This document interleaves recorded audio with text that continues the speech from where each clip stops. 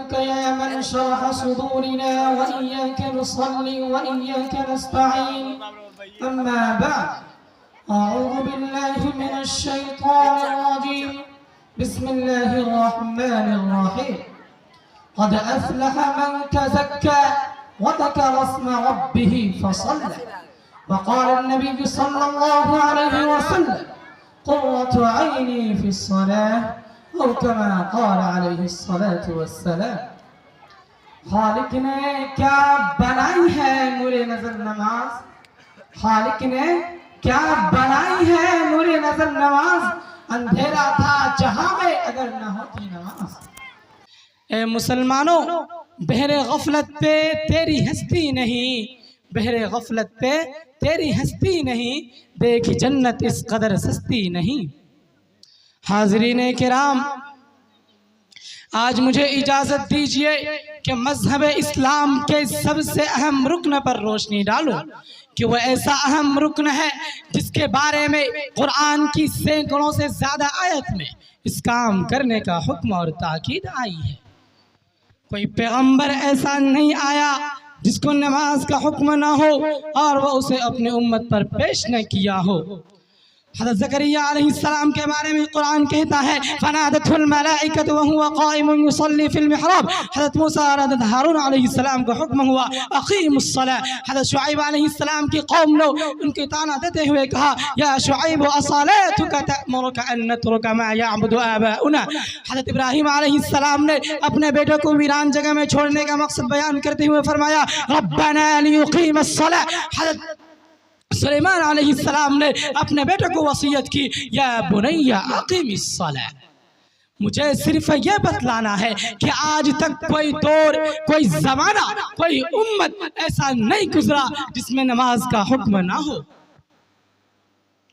नमाज दीन की कसौटी है जो फ़र्क करता है कौन मुत्तकी है, कौन शकी है, कौन मुसलमान है, कौन शैतान है। लोग तो आज उसको वली मानते हैं जिसके तावीज़ से आराम मिलता है। लोग तो आज उसको वली, लोगों के नज़र में वली वही होता है जो साहबे करामत होता है। लोग तो आज उसको पीर मानते हैं जो औरतों को लड़के पैदा होने की बशारत देता है। लोग तो आज उसको अल्लाह वाला मानते हैं जो गैब की बातें बतलाता है। लोगों, आओ मैं बताता हूँ कि वली की पहचान क्या है। आओ मैं बताऊंगा पीर किसको बनाओगे, कुतुब किसको मानोगे, अब्दाल कौन होता है, इमाम कैसा होता है। ये कसौटी जिसको नबी आखिर ज़मा शहंशाह दो आलम सल्लल्लाहु अलैहि वसल्लम ने आसमान से जाकर लाया है, अगर कोई इस पर पूरा उतरता है यानी नमाज की पाबंदी करता है तो वो कुतुब भी बन सकता है, वो अब्दाल भी बन सकता है, वो पीर भी बन सकता है। लेकिन अगर वो नमाज नहीं पढ़ता तो फिर उसका जुब्बा, खुब्बा और दाढ़ी रखना कुछ काम नहीं। नबी सल्लल्लाहु अलैहि वसल्लम का फरमान है, बैनल अब्दी व बैनल कुफ्रि तर्कुस सलाह, कि बंदे और कुफ्र के दरमियान सिर्फ नमाज का फर्क है, कि बंदे और कुफ्र के दरमियान सिर्फ नमाज का फर्क है। हज़रत उमर फारूक रज़ियल्लाहु अन्हु की खिलाफत का ज़माना है कि एक बुढ़िया का तेल ज़मीन पर गिर गया, ज़मीन ने उसको चूस लिया, जैसा कि ज़मीन की खासियत है। लोगों, बुढ़िया की ईमानी फिरासत तो देखो, कितना अदल इंसाफ वाली हुकूमत होगी कि भेड़िया, बकरी एक घाट पर पानी पी लिया करते थे। बुढ़िया अपना मुकद्दमा लेकर हज़रत उमर फारूक रज़ियल्लाहु अन्हु के पास गई और ज़मीन के तेल चूसने के बारे में शिकायत की।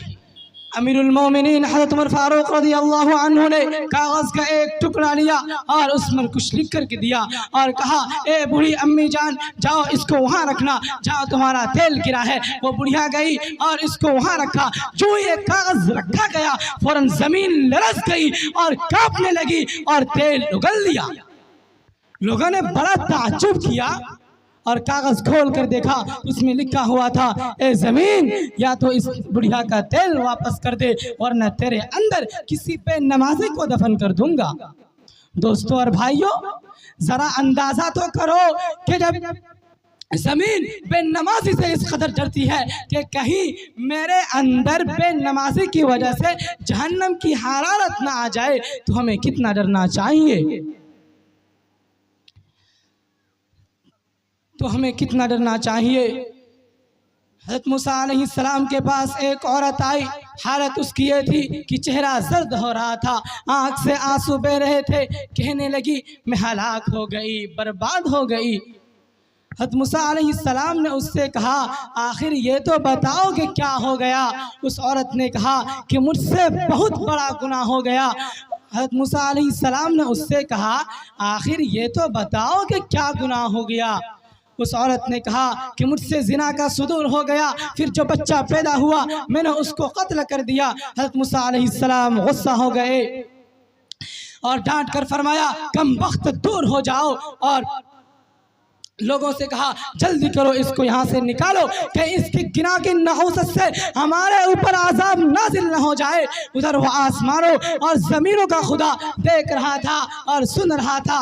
फ़ौरन अल्लाह की रहमत जोश में आई। हज़रत जिब्राईल अलैहिस्सलाम को हज़रत मूसा अलैहिस्सलाम के पास भेजा गया। हज़रत जिब्राईल अलैहिस्सलाम ने हज़रत मूसा अलैहिस्सलाम से कहा ए मूसा, अल्लाह फरमाता है कि ये तुमने क्या किया, तुमने हमारी गुनहगार बंदी को कैसे वापस कर दिया, तुमने उससे ये कैसे कह दिया कि तुम्हारा कोई इलाज नहीं। ए मूसा याद रखना कि जानी और कातिल से बड़ा गुनहगार जानबूझकर नमाज छोड़ने वाला है। दोस्तों और भाइयों, जरा अंदाजा तो करो कि जानबूझकर नमाज छोड़ना कितना बड़ा गुनाह है। एक जगह नबी सल्लल्लाहु अलैहि वसल्लम ने फरमाया मन तरक अस्सलात मुतअम्मिदन फक़द कफ़र, कि बंदे और कुफ्र के दरमियान सिर्फ नमाज। मन तरक अस्सलात मुतअम्मिदन फक़द कफ़र, जिसने नमाज तर्क किया गोया उसने कुफ्र किया। अल्लाहुम्मा हफ़ज़ना, अल्लाह ताला इससे हम सब की हिफाजत फरमाए। और एक दूसरी जगह इरशाद फरमाया अस्सलातु इमादुद्दीन फमन अक़ामहा अक़ामद्दीन वमन हदमहा हदमद्दीन। नमाज दीन का सुतून है, जिसने उसको कायम रखा उसने दीन को कायम रखा, और जिसने उसको गिरा दिया उसने दीन को गिरा दिया। एक दूसरी जगह इस हदीस के तहत हज़रत इब्राहीम नख़ई रहमतुल्लाह अलैह, अब्दुल्लाह इब्न मुबारक रहमतुल्लाह अलैह और हज़रत इसहाक़ रहमतुल्लाह अलैह फरमाते हैं कि वो काफिर होगा। और हज़रत इमाम मालिक, इमाम शाफ़िई और इमाम मोहम्मद अलैहिम रहमत फरमाते हैं कि उसके गर्दन पर तलवार मार कर कत्ल कर दिया जाए। एक और वाक़या सुनाता हूँ। फ़क़ीहुल असर इमाम रब्बानी हज़रत मौलाना रशीद अहमद गंगोही नूरुल्लाह मरक़दहू को आप जानते होंगे। वो अपने वक्त के मुफ्ती आज़म भी थे। पूरे हिंदुस्तान ही नहीं बल्कि बैरून ममालिक के इस्तिफ्ता भी उनके पास आया करते थे, जिनके हज़रत इल्मी और तहक़ीक़ी जवाबात देते थे। इतना ही नहीं बल्कि मौसूफ़ एक कामयाब मुदर्रिस और उस्ताद की हैसियत भी रखते थे। इन तमाम तर मशागिल के बावजूद नमाज का नहीं बल्कि नमाज बाजमात का इस कदर एहतमाम था कि 22 साल तक तकबीर तहरीमा फौत नहीं हुई।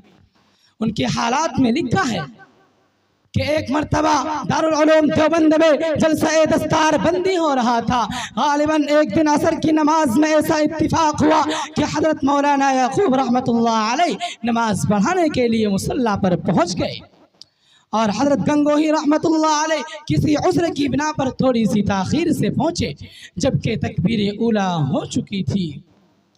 सलाम फेरने के बाद देखा कि वो अजीम इंसान जो बड़े से बड़े हवादिसात से परेशान नहीं होता था, जो अजीज़ों की मौत की खबरें बड़े सब्र सुकून से सुना करता था, जिनके चेहरे पर रंज गम के बादल के असरात ज़ाहिर नहीं होते थे, आज उनके चेहरे पर रंज गम के बादल छाए हुए हैं। शागिर्दों को फिक्र लायक हुई, मुरीदीन परेशान हो गए। पूछा गया कि हजरत क्या हादिसा पेश आ गया? हाय अफसोस कि 22 साल के बाद तकबीर तहरीमा फौत हो गई, कि मैं डर रहा हूँ कि कहीं इसी बात पर मेरी पकड़ न हो जाए। मेरे भाइयों और दोस्तों, ये हालत थी हमारे अकाबिर की, और एक आज हम हैं जिनको नमाज ही की बिल्कुल परवाह नहीं। रह गई रस्म आज़ारुह बिलाली ना रही, रह गई रस्म आज़ारुह बिलाली ना रही, फलसफा रह गया तलकीन गज़ाली ना रही। मस्जिदें मरतियाँ खाहें कि नमाज़ी ना रहे, मस्जिदें मरतियाँ खाहें कि नमाज़ी ना रहे, यानी वो साहब औसाफ हुजाज़ी ना रहे। एक सहाबी अल्लाह के नबी सल्लल्लाहु अलैहि वसल्लम के पास आए और शिकायत की कि मैं एक मजदूर आदमी हूँ और ये मेरा, और मैं दिन भर काम करता हूँ, ये मेरा ऊँट है, ये भी मेरे साथ काम करता है, लेकिन जब हम रात घर सोने के लिए आते हैं तो ये मेरा मालिक इशा की नमाज पढ़े बगैर सो जाता है। मैं उसी मकान में मौजूद होता हूँ, मुझे खौफ होता है कि कहीं क़यामत के दिन अल्लाह ताला मेरी पकड़ न कर ले, इसलिए मैं अपने मालिक को जगाता हूँ कि मेरा मालिक जग करके अपने मालिक की हकीकी को राज़ी कर ले। अल्लाह के नबी सल्लल्लाहु अलैहि वसल्लम, अब बताइए इसमें मेरा क्या कसूर है? किस कदर तुम पे गिरान नमाज की बेदारी है, किस कदर तुम पे गिरान नमाज की बेदारी है, हमसे कब प्यार है, हाँ नींद तुम्हें प्यारी है। मेरे भाइयों और दोस्तों, बच्चे की पैदाइश पर उनकी कान में आज़ानो तकबीर होती है। गौर करो कि हमारी आज़ानो इकामत तो हो गई, नमाज होने वाली है। इससे पहले कि हमारी नमाज पढ़ी जाए, हमको चाहिए कि नमाज पढ़े, जिसको नज़्म में यूँ बयान किया गया है, तकबीरो आज़ान तो कानों में हो चुकी, तकबीरो आज़ान तो कानों में हो चुकी, बाकी रही फ़कत तेरी नमाज ए बेखबर। जब मरता है नबे नमाजी ए नमाजियो, जब मरता है बे नमाजी ए नमाजियो, पढ़ते क्यों हो जनाजा नापाक पर नमाज। मेरे भाइयों और दोस्तों, हमें इन इबरतनाक वाक़यात से इबरत हासिल करनी चाहिए कि जब नबी भी तारिकुस सलात को पसंद नहीं करती, ज़रा गौर तो करो कि मरने के बाद ज़मीन हमारे साथ क्या मुआमला करेगी। हमें चाहिए कि नमाज की पाबंदी बने। अल्लाह ताला हम सबको नमाज की पाबंदी बनाए। अल्लाह ताला इन सब कही हुई बातों पर सबसे पहले मुझे अमल करने की तौफीक अता फरमाए, फिर आप सबका अमल करने की तौफीक अता फरमाए। वमा अलैना इल्लल बलाग।